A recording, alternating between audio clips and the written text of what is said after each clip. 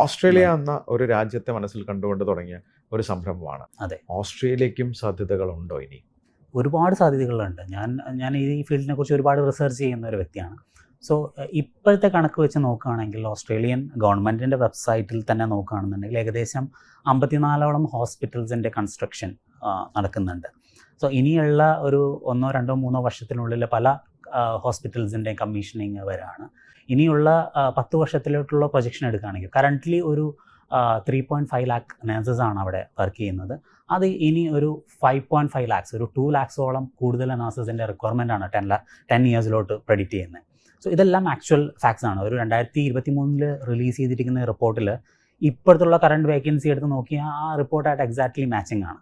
So ഓസ്ട്രേലിയയിലുള്ള national head count supply of nurses നോക്കിക്കഴിഞ്ഞാലും ഈ റിക്വയർമെൻറ്റ് ഫുൾഫിൽ ചെയ്യാൻ പറ്റില്ല.